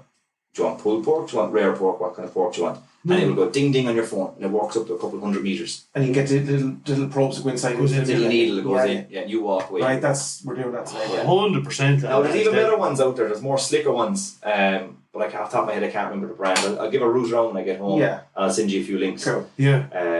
And they're just class. But bring the pigeon up to 55 in its breast, 55 degrees Celsius. Okay. That'll give you a nice medium rare. Take it out of the oven, leave it rest. And as it rests, the bone is still hot, so it'll cook through. Okay. Leave it rest. Like a pigeon's tiny. You don't need to rest it for half an hour. Like 5-10 minutes will do with a pigeon. Okay. Leave it rest up, and then by that time it'll be medium, which is perfect. Perfect. And then eat it that way, whatever you want on the side. But my favourite way of doing pigeon is I take the breast off. What I find is the legs, I don't know, they're worthwhile, you know, they're so tiny. 100%, and what ruined it for me was restaurants, and you used to make pigeon lollipops with the legs, where you'd take the full leg off, you debone the what is it, a thigh, you'd leave the drum bone on, and then you'd get all the meat from the drum and from the thigh, and you'd use your knife, you'd scrape down the bone until it all formed up in a big ball at the end of the drum bone. Yes, I know. And then you get the skin, you bring it back over it, you tie it off then, and then you dip just the meat part, not the bone. The bone is polished as well. You dip that in flour, and then you dip it in your egg mix, and then you dip it in your finely blitzed up panko breadcrumbs, and then you'd hold it over the fryer just by the meat. Holy moly, that's a Man. We used to do it with quail as well, so that killed it. And then pulling out all those little drum pin The bones. size of them. You know, like the pin bones are in a pheasant leg. Yeah. Completely ruined pheasant legs for me. They're just disaster. Yeah. But my favourite thing is take the breast off the bone. Mm-hmm. skin on. Skin on, yeah. Skin on. Hot pan. Bring it up to a nice medium to high heat, right? And all I'd have is I'd have some figs, right? Especially this time of year. Figs are class. Yeah. Half quarter of figs doesn't really matter. Get some blue cheese and some honey. Okay. So start off anyway. Nice hot pan. put your pigeon in, just brown it off on both sides. I'm talking a minute on each side. Okay. Right? So it's almost like, treat it like a steak. Okay. Take it off, rest, set it aside. In that pan that has all the flavour in it, yes, finely diced shallot. Okay. Shallot's very mild, it's a lot milder than onion. And an onion would overpower the pigeon. Knob of butter into the pan. Turn the pan down once the pigeon comes out so you don't burn your onions and your garlic and stuff, right? Get down to a nice medium heat, pop in a knob of butter, in with your diced shallots, in with some diced garlic, and sweat that off. Don't give it colour, just let it kind of sweat down, translucent, bring out the flavours in it a bit. And then I'd splash in brandy, or like a white wine or red wine, or even, do you know what's great? Is like a nice stouty artisan porter. Like a nice chocolate one or something like that. Nice crispy nuts. Pop them in, you know, reduce down the alcohol. You just put in a splash, and that'll bring the flavour up from the pan. Pigeon is classically done with sherry, actually. That'll be more common. But actually, most people this time of year would have probably that bottle of sherry they got as a gift 5 years ago from their work. yeah. You're giving me sherry for. Yeah, who the fuck drinks that? Give me Jameson. I take powers over that. Like you have that and you make your sauce with your garlic and your shallots. So what I would do is, once your alcohol comes down, you could put a little bit of chicken stock in as well. And I'm a big fan of creme fraiche over cream because it gives that sour note, or sour cream. Yeah. Pop a tablespoon of that in, and then take some crumbled blue cheese and put that in. Oh my God. And then whisk it. And you get this lush sauce. I'm starting to here's What the game changer is that there's very Moorish, heavy, salty flavours in that pan right now. Okay. I know a lot of people don't like capers. Capers are class with capers are savage. Even if you just put a splash of juice in, and you get the same effect. But anyway, take a teaspoon of capers, bang them in as well, mix them around, and that's fine on its own. Crusty sourdough, your thinly sliced, medium rare to rare pigeon breast, and then pour that sauce over it. That's really classical French cooking. But with the figs, like hot oven, like I say, 180, 190. Okay. Put your half or quartered figs in. Sprinkle a bit of honey over them or maple syrup, a few crumbled bits of black pudding, bang them into the oven, and just serve them on top then as well. And the sweetness of the figs. Man, there is so I know that's very technical and chefy. It's not really, though, you think about, like, I wouldn't waste pigeon by banging it in a stew. No, do you know what I mean? No, Jesus, no. Like, I don't like the whole of game birds. I don't like the slow cooking of them because there's no fat. Yeah, 100%. Yeah, If you turn on TV and Jamie Oliver's doing a slow cooked beef recipe. Yeah. What cut of beef is it? It's not fillet. No, 100%. Yeah. It's cheek riddled in fat. Yeah. It's brisket riddled in fat. Yeah. 100%. Fat helps the meat slow cook and fall apart. And I have to be honest with you, I think the first pheasant I ever ate years and years ago was roasted pheasant. You didn't like and it? I found it like eating. It's like eating liver. Leather. Yeah. You know, it was tough. Yeah, dry out your mouth and everything. Yeah. So I think that probably a lot of people experience that. Like what you're doing there is that's. I have a game changer for pheasant. Right. Yeah. And I was there last night and I was like doing research. I have this spider diagrams here in front of me and bits of notes randomly written down of ideas. Yeah. And just brought back memories. And I was like, I used to do this pheasant dish for myself when I lived alone. And it was just pheasant tikka masala. Pheasant tikka masala, right? Okay, right. Now there's a wee bit of work in this. Right. When I say a bit of work, an hour, like, you know? Yeah. So get your pheasant breasts and your legs. If you want, this is a good one for the leg, but with pheasant legs, you know yourself, you need to be a bit decent with a knife. Yeah. You need to remove the bone, you need to take out all those little needles. Sinews and yeah. So it's sometimes just especially if it's a small one, just leave the legs off. Yeah. But take your breasts or whatever and just cut them like as if you're doing chicken skewers. Okay. So like long strips. Yeah. Or even chunky chunks. Yeah. Put them onto wooden skewers or metal skewers if you're lucky enough to have them. Or just sewing needles are great as well, actually. Chopsticks, whatever, right in the drawer. Yogurt or buttermilk, either one, doesn't matter. They both have the same enzymes in them that will attack the meat and break it down and soften it and tinder it and give it flavour. So what I do is I have your chicken pieces to the side, or your pheasant pieces. Grab a bowl or a tray or whatever. Bang in a good lump of good organic yogurt in on top, or buttermilk, doesn't matter. And then take the easiest thing here is to go into an Asian supermarket or go into any supermarket and get tikka masala spice mix. Okay. Green saffron do the most phenomenal tikka masala mix. Right. I could give you a recipe for tikka masala mix, but I can't compete with Aaron's in green saffron. And they're in every supermarket now in the packet. Yeah. There's a reason it's €3 or something for like 50 grams. Okay. He sources the spices direct from India, direct from single origin farms, from where they're growing the spice. Yes, And they're picking them by hands, and they're flown into Cork. That's why it's so good. Right? Holy shit. The best spice in the world comes from Cork. The best. The People's Republic. In the shadow of the Jameson distillery. But he mills those spices, and he's been supplying restaurants for donkey's years. But now he's gone into the supermarket, which is the best news ever. But he does a tikka masala blend, and it's class, just get it. Okay. Or else go into an Asian supermarket and get good tikka masala mix. Spoon of that into your yogurt mix. Finely blitzed up garlic and finely blitzed up ginger. Pop that in. You can put a bit of sugar in if you want, doesn't really matter. Mix it all together and then submerge your pheasant in it. Leave that there for like half an hour to an hour or overnight. That's another level in overnight. Yeah. And then to make your sauce, load of onions, white onions, load of ginger, load of garlic. Chop it up rough because you're going to be blitzing it to be a smooth paste anyway. So just make it dog's dinner out. Hot pot, little bit of coconut oil or normal oil, whatever you have, or even butter is perfect actually with this. Hang it in, sweat them off until you get a bit of colour on them, right? Okay. And then always put your spices in dry to the pan. Never put them in when there's sauce in it because it just become mud and grit. Yeah, you have to toast spices to wake them up. Like two tablespoons of tikka masala spice in on top of that. If it starts to stick, add a splash of water so it doesn't burn. Yeah. Right?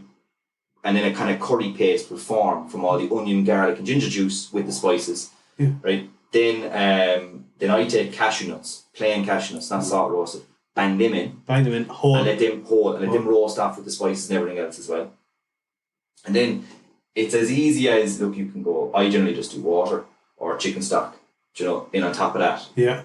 And then you kind of have your broth. Or actually, after the cashew nuts, you put in like a good maybe tablespoon, 2 tablespoons of tomato paste to give that rich deepness to it. Okay. And you kind of have all that paste inside it, and then just splash of chicken stock. I find the coconut milk can overpower. So chicken stock goes in, let that simmer for 15-10 minutes until the cashews start to soften. Okay. Good dollop of cream or a few knobs of butter or both, actually, if you want to be really lush. Stick blender, blitz it till it's smooth. Mm-hmm. The cashews just make this most high protein, luxurious, silky, orangey, soft. My stomach is. All I had this morning was a protein shake, and I am just dying. I know that try to do that. Set that aside, and then take your pheasant pieces out of your marinade, stick them onto a skewer, season them like the barbecue. With the right? Yeah. And char them until they're almost black on the outside. Constantly bang, bang, bang. Yeah. Come inside your skewers, pull them off the skewers, and drop it into your sauce. Give it a stir, some fluffy rice. I'm going to hold back a couple of pheasant now. Honestly, I'm going to tune today.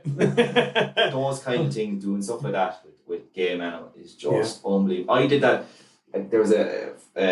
Sorry, Jack. Before you use venison that as well, I presume, could you? But yeah, you could. Of course. With venison though, like you obviously cook it like a steak mushrooms. It's just as if you're cooking a T-bone or whatever. Yes. It's the exact same. Serve it rare. Venison stroganoff is class if you've ever tried it. Never. Like I know stroganoff is gonna be dead. Everyone's sick of eating stroganoff at christenings, confirmations, communions, and funerals. Yes, birthday parties in some dodgy 2-star hotel somewhere. But a venison stroganoff is just something else. Like if you sorry, I have my notes here. Venison that is perfect for the backstrap. What we'd say, julienne de meat, is cut it for stir fry. Yeah. Season it. Yeah. Hot pan. That's small. Drop. Thanks. Brown it off, right, till it gets nice and charred. Thanks. Take out the venison, set it aside. Yeah, please. Turn down the pan. Yeah. And then add in your onions, your butter mushrooms, and some butter. And sweat them off, right? Okay, yeah. Then on top of that, then add in some, like a spoon of tomato paste. Yeah. On top of that. Mix that in. Then take some flour. Shake like maybe half tablespoon of flour, and that'll thicken your sauce then. Okay. Right? And then you're pouring in your stock. And then you leave that simmer for a few minutes until it starts to thicken up into what we refer to as a jus. Yes, yeah. It's nice and thick. Yeah. Then you add in your sour cream, Dijon mustard, some chopped parsley. I love putting diced gherkins in as well. Oh yeah. Wow. Yeah, Makes sense. yeah, You get this really unctuous, creamy sauce. Yeah. Add your venison back in, but don't simmer it. Just literally pour it back in. Yeah. Because it's Yeah. already been cooked. So you don't want to go rubbery. Yes. I don't want it still a little bit pink actually. Yes. Okay. But my problem is while I'm cooking the stroganoff, I have the pheasant resting on the side. What I generally do is I have a saucepan, empty saucepan, and a colander sitting on top of it, and I dump the pan into that so all the juice and fat drips off into the pot. Okay. So you get a nice clean finished in. Yes. They're cooking the onions and stuff. I'm picking a piece of venison. There's really nothing left. Yeah. Yeah. And then I just serve that with rice. Some people like to serve it with fettuccine pasta, or they say noodles. Yes. That's more noodles is the authentic side accompaniment of stroganoff. Stroganoff. Okay. Like for us chefs, like I think stroganoff was dead by the time I even went in the kitchens and stuff. I'm in the kitchen in 2009. Yeah, 2009. Right. Stroganoff was on it. Was like a Yeah. It was on the way. Yeah, it was Yeah. dead Yeah. thing in the 70s and 80s, and it was done to death. Dead. Yeah. Yeah. Yeah. The Yeah. venison Yeah. will bring a bit of life back to that, I would presume. You know. It's interesting. Yeah, I think we're going back, like with everything, like with clothes fashion, with cars. We're heading Cars back. are going back to the retro look. Yeah, The yeah. electric. Look at Hyundai. Yeah. Yeah. Like they've gone back to that boxy retro hot hatch look from the 80s. Yes, exactly. Yes. Yeah. Food's going is the same. We're going back. Wait for it. You'll see duck a la orange on a menu somewhere. Wait for it. You know. Very That's good. the bug. I'm going to ask you one more before we wrap it up. You may have something off the cuff with this one, because we could talk for hours, but we're definitely going to have to get you back. Rabbit. Yeah. What do you like it for starters? Would you? Do you Yeah, I love it. Yeah. Love rabbit. Beautiful little animal. Especially when it's good, when it's shot well, like with a small rifle. Yeah, 100%. It's peppered and lead. Yeah. No. 100%. Like with rabbits, treat it like chicken, to be honest. Yes. And they both, however, serve pink. Look, game is safe. There's no antibiotics. They're out roaming the fields. Yes. You know. Okay. Don't be scared of it, essentially. Don't be scared. Yeah, I think that's a big thing, isn't it? Yeah. Because it's a white meat, it freaks people out. Yeah. Okay. Well, I'm going to be honest. You know, I would have always cooked it, but I wouldn't have never. Unless done it's a big fatty piece of meat, I always serve it raw. okay. or Okay. rare. Yeah. We used to do back in the hotel with rabbit was very complicated, and I won't get into it. It was overkill, really, to be honest. We made like rabbit sausages. We basically deboned the entire carcass, but kept the meat whole. Okay. So we peeled it off its body yeah. and spanned it out across the table. And then we would remove the legs and all the trimming bits, and then we'd make what we call in the industry a farce, which is like a paste of meat. So you basically blitz the meat into a paste in a high-powered blender, and then as it's whipping, you literally fold in egg whites. But you already had the egg whites slightly whipped anyway, and that would add body to a light fluffy cloud, almost like a meringue. Like a mousse or Mousse, that's the word I'm looking for. Yeah, Chopped herbs, finish it with cream, put into a piping bag. We pipe that down the middle, and then we lay the whole thing on a bed of cling film across the table, and we'd roll it into a giant sausage, tie the both ends with butcher twine, and then we'd poach it in warm water, and we'd cook it that way. Take it off, and then I literally, for service, then you'd cut it into your fillet steak size rounds, so like hockey pucks. Okay. And you brown them off in a hot pan, cover it with a nice gin sauce, whatever. But for the home cook, like rabbit on the bone is class. Yes. Absolutely class. But again, meat probe, bring it to 55. 55. Done. Yeah. And it's interesting to say that because Barbecued rabbit is class as well. yeah, I've done a couple of rabbit, bang bang rabbit. bang rabbit. There That's you a are. funny one. There's one for that. Just go online, get a bang bang chicken recipe and do it with rabbit. No way, right? Class. Like it's just Yeah. Oh yeah. why can't we deep like I remind me about squirrel when I finish this, right? Oh yeah. Why? Yeah. Like, I suppose it's because in restaurants all this game is generally viewed as classical French expensive. So Yeah. people are afraid to deep fry it. Yeah. Yes. Okay. Yeah. True. You were true. talking last week about deep fry or pheasant goujons. Pheasant goujons, I yeah. was delighted and irritated at the same time because I was like, damn it, I can't use that one now. Sorry, man. Yeah, and I've tasted Don't you man. fry pheasant? Class. Gorgeous, absolutely gorgeous. Yeah. Same with rabbit. Unreal. I do one, and I haven't fucking gotten out to get any. I usually make burgers on my rabbit. I mince them down, and I put a good portion of hickory smoked bacon in with them, and it's quick and simple. And I haven't tasted something like that. Like, the French do rabbit like in a way like your classic coq au vin, your Yeah. chicken and red wine. Yeah. They do rabbit the same. That's a good one. What I find with those dishes, like I used to always be a big fan of like the crock pot pheasant or your Dutch oven, your say with the lid on, the cast iron one. You put your pheasant in, you put in your wine, you put in your shallots, you put in everything, your pickled onions or whatever, and you bang lid on into the oven. Yeah. And the liquid keeps it moist, but you still get that. I don't know. Do you ever get that thing when you think of overcooked meat? Yeah. Do you ever get your gums at the back? They start to get almost itchy. Yeah. Yes. So you feel that dry livery effect. Yes. Yeah. Okay. Well, right, squirrel. Have you ever tried it? No. No. And I would love to. Yeah. I have never tried it, right? Yeah. Some thing about hillbillies in the States. It's probably a Squirrels. meat eater or something, was it? Or something? I think I seen one. Well, I definitely I can't seen remember one. where I saw it. Remember the Duck Hunter used to do it. That's it, The Duck two Hunter. other boys used to go out. Was it? Yeah, yeah. squirrels. No, your man with the, Yeah. the long Was beard. it? Yeah, He used to yeah, get yeah. Squirrel, yeah. No way. Like, I'd love to get my hands on a few grey squirrels. Leave the reds alone, obviously. Oh yeah, Yeah, yeah, 100%. Yeah. I have They're never. scarce though. Like Do you know they- down below in us in Cork, we've so little greys.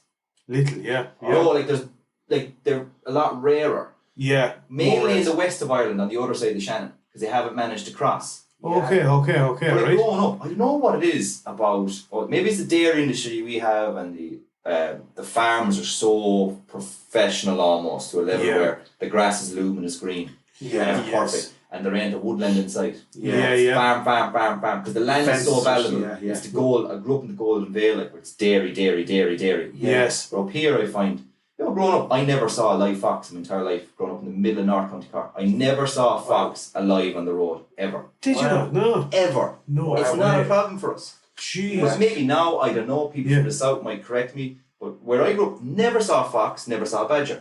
Every morning, Yeah. coming out of my house, Yeah. and it's nice actually, because I live down by Ratton Woods outside Edenderry. And Yeah. I pull out the house, and every morning, there's a vixen with a few pups playing around her. Oh, is it And right? I know, Yeah. I generally, from a distance, I like foxes. Yeah. Yeah. I'm marrying a redhead, so obviously I do like that. And I love dogs. Dogs are my favourite animal. Yeah, A fox yeah. technically is a dog. Yeah, So 100%. I know, I get it and whatever, but it is, Yeah. they are cute. But like, yeah, we never saw them. And then the greys, squirrels, they'd be very rare down there. Very rare. They're rare, very rare here. But like, I'd be taking the dog there in the evenings into Ratton Woods Yeah. and Pine Martins. Yeah. Across the back. She started a fight with two Pine Martins one day. No And this way. is a schnauzer.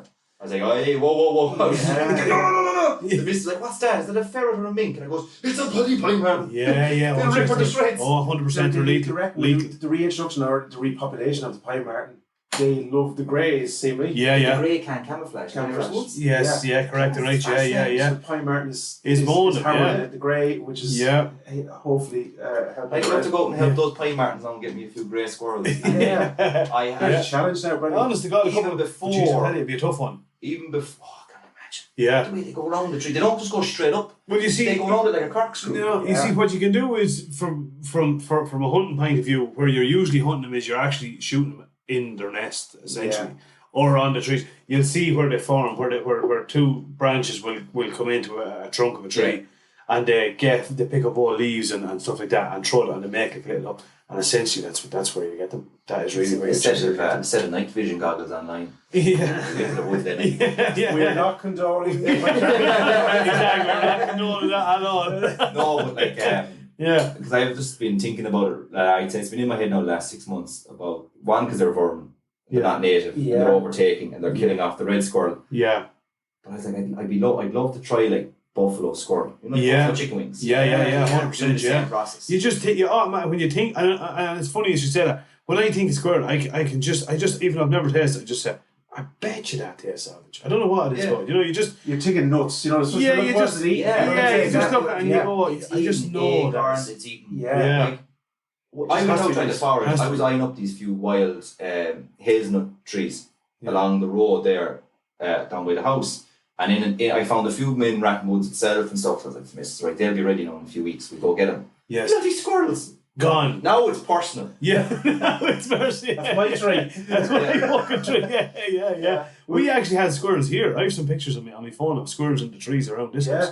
Yeah, there used to be all hazelnut trees all on the front here. They go mad for 'em. Oh, go mad for them, yeah. And we were working on after moving into the house here. And Debbie called me one day. I'd never seen one in her life. Couldn't believe it. And it was a red squirrel. Yeah. Oh, wow. Yeah, could not believe it. Never seen one of Oh, those. he frequents here. Yeah, I have videos. This must be like. Someone said to me before, did they realise the fucking house is going into? We've got short here, the owls here. You'll around the summer months. Yeah. You'll hear them. I have videos on my phone walking right up to short-eared owls. Wow. 2 or 3 of them, and then the mum comes in with the mouse. I've got all videos on my phones there. Pine Martins up and down. We fucking it's amazing. Just one Actually, yeah. So I used to when I come out of Dublin, I come down past your house here. Oh yeah. And I've often seen Pine Martin running across the road there down Broadford Village. Like, yes. Popping across. Yeah.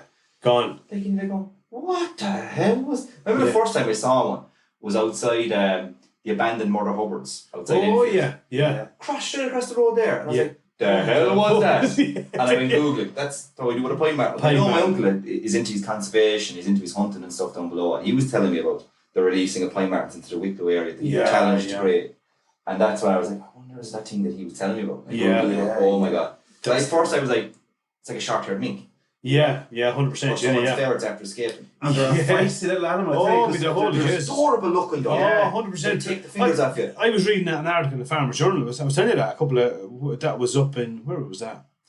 Was it up north somewhere? Where there was a man who went out one morning and one of his Frisians was dead in the ground and it had bled out. And the vet that came out and inspected it, he reckons, Pine Martin would have done that. Took down a fucking Frisian heifer. They just go up and they just bite it. They know where to get and they just bit it and it bled out. That was it. Yeah. It was a defensive thing, like they didn't bother eating. No idea. I don't know. I didn't really go into it, but he says we've seen that before, and he reckons that's what done it. So I've heard of them. I know cousins of mine who have dogs, and Pine Martin attacking the dog. Literally fighting with the dog. So they're feisty little. Feisty, 100%. That's what they do. They're like but they just go. You see, if they get into a pen for chicken coop, they're not there to eat. They just go in, they just kill it, and it comes in front of them. So they're very, very aggressive. So exactly. They're just aggressive. So don't pet them. Don't pet. No, exactly. No, and we're not condoning children. Keep her on the leash. It was two of them. I think it was like spring, I'd say. So I imagine it was mating season. They were probably distracted. Plenty of them around now. Yeah, 100%. Yeah. You know, like those dogs that were bred for originally for ratting, like they're just nutcases. Yes. Anything that resembles that, hedgehog, rabbit, rat, badger. Well, she go up like just that schnauzer with the beard and everything. It's just like you see the head go up and you go, don't. It's inbuilt. It's inbuilt. Yeah. Just the fuck. She's like, I having din-dins now. Yeah, exactly. So we're looking forward to see what you're going to do with this venison as well. You keep us posted on that. Keep us posted on that, and we'll definitely, if we'll liaise with you up and down, and I tell you what we'll do. We'll get you the meat.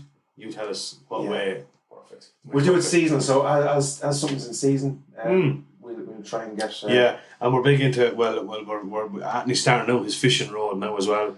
With big plans for the summer, so class. A couple of trout, maybe a few salmon, a few bits and pieces that we can bring to the table as well. Happy days. Thanks again for coming in, Jack. Thanks a million. Absolute pleasure, and I look forward to seeing what you're going to do with this venison and what recipes. We've a lot of work to do with this pigeon burn. Holy shit, I need to go and do my shopping now. Go to the woods and try and find some chanterelles. There you go. That's the plan for today. Jack, thanks a million again. I really appreciate it. It's a blast. Cheers, man. Cheers.